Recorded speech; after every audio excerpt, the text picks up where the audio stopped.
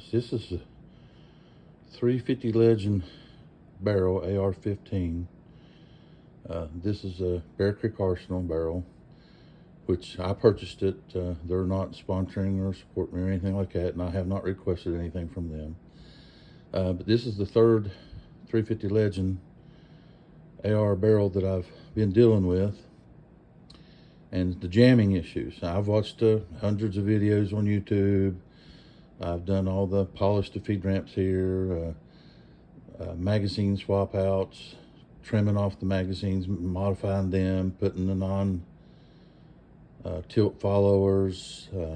I've tried all kinds of stuff here, within my price range and all that. But I've been studying this thing and cycling it, and what I'm coming up with is, on this 350 Legend, the brass right there, you can see my fingernail grab it. It grabs real hard on, and it doesn't matter which type of ammo it is and which type of bullet, it's still got that real heavy brass lip right there. Well, what I'm finding out is when this thing goes up the feed ramp, and the bolt jams so hard that this thing is wedging. It's not wedging up like that. It's wedging in here and catching on that lip. There's a real sharp edge inside this barrel here as well, and it's jamming up. And it's putting in a bind, and it just bolt right there. I'm pushing pretty hard right there before I finally get it to go through. But when that bolt jams, it's a lot faster than what I can react, and it jams it up and wedges this thing.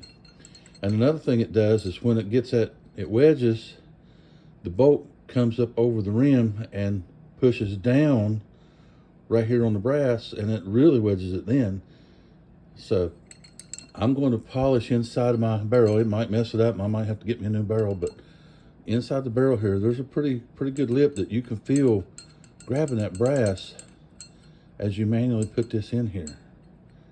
And it's all the way around. So I'm gonna get my Dremel out, and I'm gonna polish on it a little bit, try to minimal, because the more material I take away, that's less material that's going to seal around my brass. But being that this is a straight wall case, it swells out evenly, and so it shouldn't affect it that much. I wouldn't think so, but this is what I'm coming up with, and I'm gonna, yeah, you can feel that thing grab right there.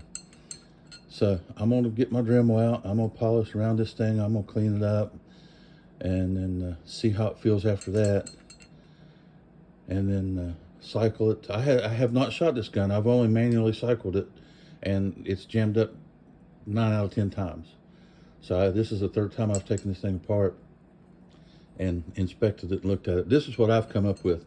That lip right there, it grabs it, the brass, and then it allows the bolt to go over top of your rim here. It doesn't catch it, and it just wedges you around right there. So we'll see how it turns out, and I'll have a video out there, of course, with disclaimers and everything, because I'm not a licensed gunsmith or an expert by no means, but I just like to piddle with this stuff. So I'll get back with you. Thank you.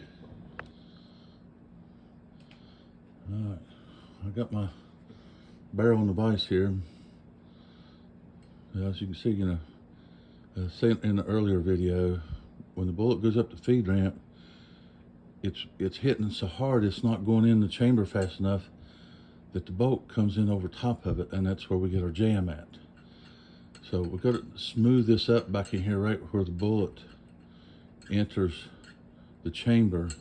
And you can feel a ridge right there. You can feel the brass. The brass right there has got where it's a straight wall case and it's not crimped, and all different factors here. It's grabbing right here when it goes in that barrel, right before it goes into the chamber, and it grabs. And it's just enough to allow that bolt to skip over the rim, and it jams this thing up. And I know like I said before, I've watched 100 videos, people modifying the magazines, and sorry about that. I should have been prepared, but the magazines, see, I've cut this one back just like other people were saying compared to this one here. So you can see the difference in them right there. These have non-tilt followers in them. But what's happening is when the round's in the magazine here, and it goes up into the chamber, it's going up in there and wedging. It's going up in there and wedging, and the bolt is coming over top of it. So I'm going to get my Dremel out. I'll probably ruin my barrel, but that's okay. It's for the interest of finding out the real problem with these daggone things. But you can feel the lip inside the barrel there where this rim, this heavy brass is catching, and I think that's causing the whole issue. I think once we get this chambering thing figured out, we can stop modifying our magazines and stop spending all the money on that stuff. I think right here is where our problem is, and maybe some engineer in one of these groups will see this and make a modification on the chambering process to where they could do with that lip inside the barrel right there. Make a complete smooth entrance for this thing. That way the bolt won't skip over the rim here and jam it up. So we'll see what happens. I'll be editing these videos and putting them on YouTube. So again, I'm not a gunsmith. I'm not licensed to do this. This is for entertainment only. And if it helps you in your future endeavors with the 350 Legend, that's fantastic. But I'm not liable for anything that you do at home. I'm only liable for myself. Thank you. All right. I'm going to play around here with my Dremel, see what I can come up with.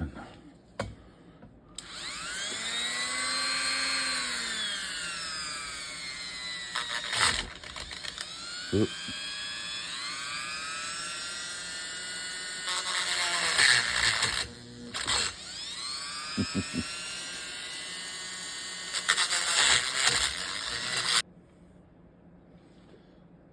Okay. Now switched up here, got a little bit finer, smoother tip. I'm going to try to polish up what I just roto-rooted there, smooth it up a little bit better, and then we'll put her all back together and cycle it and see what happens.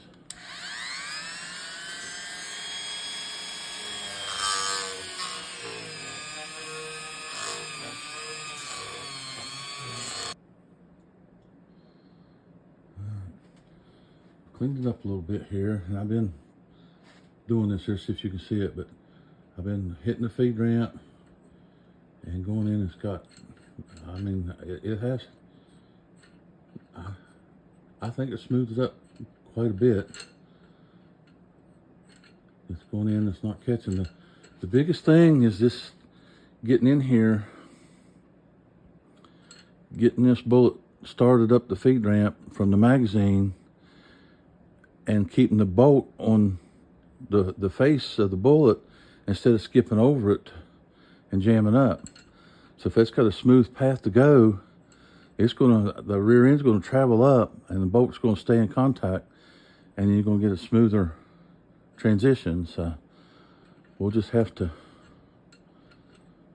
see what it does, but it seems like it's a lot smoother than what it was before I reamed that out. But again, I don't recommend doing this. You know, I'm willing to sacrifice a barrel to see if we can figure out exactly what's going on with this thing. But I think all the problem is the brass on the outside of the bullet, where and it being a straight wall case instead of a tapered round. And you can see scars on this brass where it's jammed up on me before, where that edge right there, you can see my thumbnail. That's where it's catching inside right on the inside of that barrel right there. That heavy machining inside that barrel. So I took my Dremel there and trimmed it off, trimmed it down, just smoothed it. I did minimal. You got to be careful not to mess up your lugs for your timing for your bolt to lock in and all that. So, but I'm gonna go through the process of getting it back together, and then I'll set the video up and manually cycle it. Which in the past, manually cycling, it's been jamming up just about every time. So we'll see if it's made a difference. And then if it works manually cycling it, then I'll stick it out the back door and fire a few rounds to it and see what happens. So thank you guys for watching. Again, I'm not a licensed gunsmith. I'm not responsible for anybody that does anything to their firearms This is just for information only and entertainment for me. I just enjoy working on these guns and tinkering with them. So I'll get back with you with some more videos. Thank you for watching. Hey, I hope you can see this because I can't hold the camera and do this all at the same time, but I'm trying. But this is a non-modified mag. I have not modified this magazine. Put it in. Safety on. Okay, I'm going to charge it. No issues. All right, let's cycle it. Oh, right there you go. Yep, first try. She's jamming up right there inside of that. The brass is jamming up inside of that chamber right there is what it is. It's trying to go. Use my forward assist. Yep, there's my forward assist. It worked.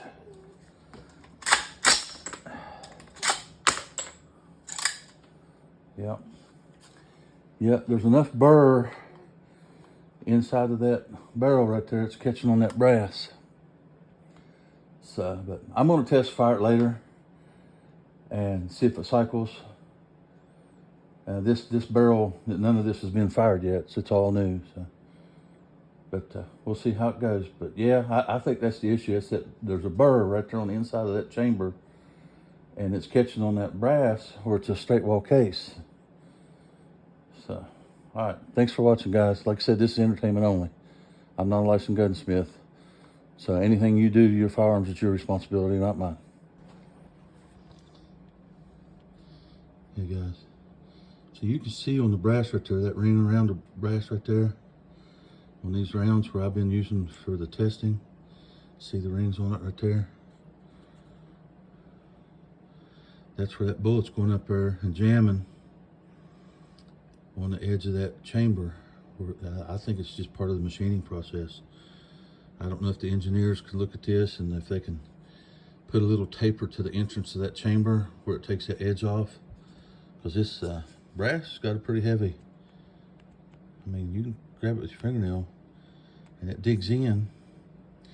I may try polishing my chamber as well. So maybe if my chamber's slicker, because when you look inside the chamber, you can see the machining marks on it. It's not as smooth as you think it should be, but that's just part of the process that they do. But you can see those rings, and that's where it's catching at. It's catching right there when it enters the chamber, right on the edge of that barrel. I don't think it's the magazine issue. I don't think